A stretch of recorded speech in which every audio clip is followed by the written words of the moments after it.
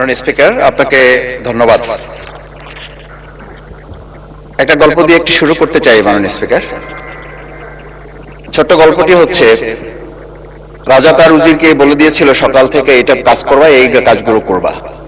উজির বলেছিল যে আমাকে যে কাজগুলো বলেন কোনটা কখন গুরুত্বপূর্ণ কোনটা ছুটে যায় তার চেয়ে আপনি আমাকে একটা তালিকা করে দিলে ভালো হয়। একটা তালিকাও করে দিয়েছিল। তালিকা দেখে দেখে সে কাজ শুরুই করেছিল। হঠাৎ করে রাজা মনে হলো সে একবার শিকারে যাবে।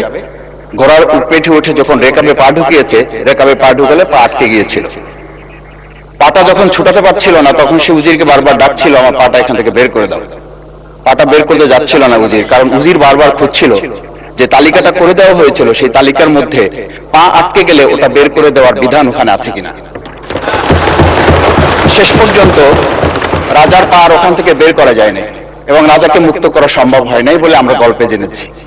ঠিক আমার কাছে আজকে সংসদ এরকম একটা গল্পের মতো মনে হয়।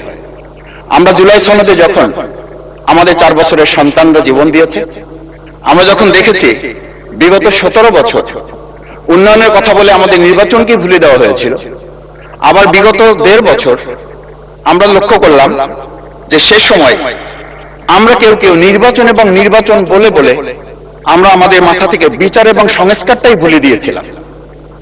আবার এখন এসে আমরা দেখলাম যে আমাদের নখের কালি শুকাতে না শুকাতেই উন্নয়নের কথা বলে আমরা আবার জুলাই সনদটাকেই ভুলে দিতে বসেছি। আমি খুবই বিব্রত হই যে আমাদের সন্তানেরা রাস্তায় দাঁড়িয়ে সেদিন কি প্ল্যাকার্ডে এটা লিখেছিল যে আমরা একটা ফ্যামিলি কার্ডের জন্য আজকে রাস্তায় দাঁড়িয়েছি। সেদিন তারা দাঁড়িয়েছিল, মাননীয় স্পিকার, সেদিন তারা দাঁড়িয়েছিল, লেখা ছিল রাস্তাগুলোতে আমাদের সন্তানেরা বুকে গুলিবিদ্ধ হয়ে পা হারিয়ে চোখ হারিয়ে দাঁড়িয়ে রাস্তা ব্যারিকেড দিয়ে লেখা ছিল রাস্তা সংস্কারের কাজ না, রাষ্ট্র সংস্কারের কাজ চলছে। আমরা যেন সংস্কারের কথাটা মাথায় নিতে পারছি না। আমরা সংস্কারের পরিবর্তে এখন আমরা সংশোধনের দিকে যাচ্ছি। আমরা তো এই সংশোধনের জন্য আমাদের ছেলেরা, আমাদের তরুণ যুবকরা, আমাদের জনতারা কাজ করে নাই।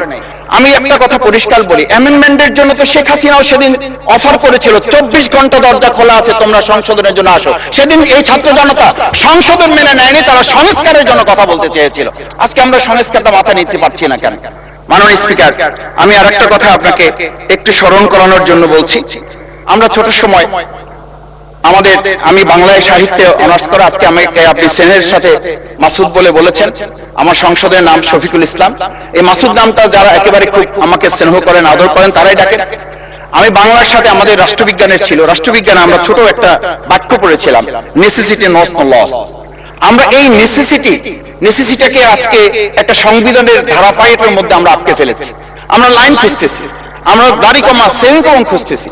আমরা আজকে পরিষ্কার একটা কথা বুঝি যে আমাদের এই সংস্কারের প্রয়োজনটা এই কারণে দরকার হয়েছে, এই প্রস্তাবটা এজন্য উত্থিত হয়েছে যে এটা 30 কার্য দিবসের মধ্যে যেখানে করার কথা ছিল সেখানে আমরা খাল খননে গুরুত্ব দিলাম, ফ্যামিলি কার্ডে গুরুত্ব দিলাম, কৃষি কার্ডে গুরুত্ব দিলাম, আমরা আরো অনেক কাজে গুরুত্ব দিলাম। অথচ যেটার জন্য আজকে নির্বাচন করে আমরা এখানে নিজেরা কথা বলার সুযোগ পেলাম, সেই সংস্কার আমরা নজর দিতে পারলাম না কেন? মাননীয় স্পিকার, আমি আর দুটো কথা বলি।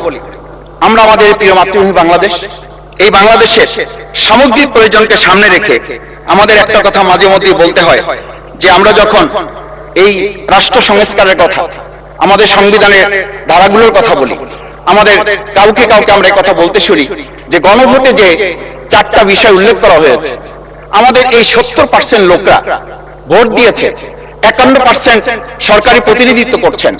আমি তো একটা কথা যদি পরিষ্কার করে সরকারি বেঞ্চে যারা আছেন, ট্রেজারি বেঞ্চে যারা আছেন, তাদের বিনয়ের সাথে যদি জিজ্ঞেস করতে চাই যে আমরা 51% ফ্যামিলি কার্ডের পক্ষে ভোট দিয়েছে আর আমাদের 70% তো জুলাই সনদের ভিত্তিতে রাষ্ট্র গঠনের পক্ষে ভোট দিয়েছে, আমরা তাহলে 51%কে গুরুত্ব দিয়ে ফ্যামিলি কার্ড বিতরণ করে জনগণের সেই 17 বছরের উন্নয়নের কথা বলে কি আমরা মূল জায়গা থেকে আমাদের দেশের জনগণকে আবার আরেকটা জায়গায় নিয়ে যেতে চাচ্ছি এমন করে যে আমরা লক্ষ্য করছি, আমরা বলি সবার আগে বাংলাদেশ, আমরা বলি সবাই মিলে বাংলাদেশ।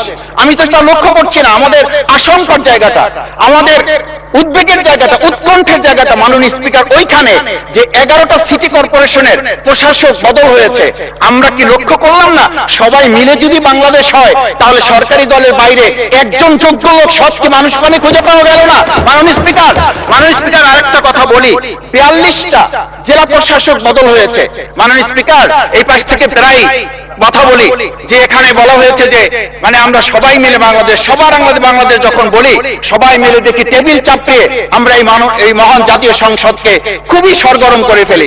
এই 42টা যে জেলা প্রশাসক নিয়োগ হয়েছে, এই জেলা পরিষদে গোটা বাংলাদেশের মধ্যে আজকে এখানে যে কমিটি হয় সেই কমিটিতে আমরা বলি ন্যায্যতার ভিত্তিতে আপনাদের থেকে 2 জন দেন, 1 জন দেন।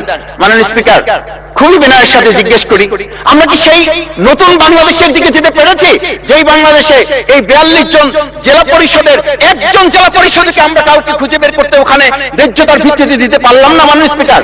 মাননীয় স্পিকার আমরা তত্ত্বাবধায়ক আমাদের অন্তর্বর্তীকালীন সময়ে যখন 1-2 জায়গায় এরকম প্রশাসক নিয়োগ হয়েছে আমরা করে বললাম এটা সংবিধান লঙ্ঘন এবং এটা গণতন্ত্রের সাথে সাংঘর্ষিক।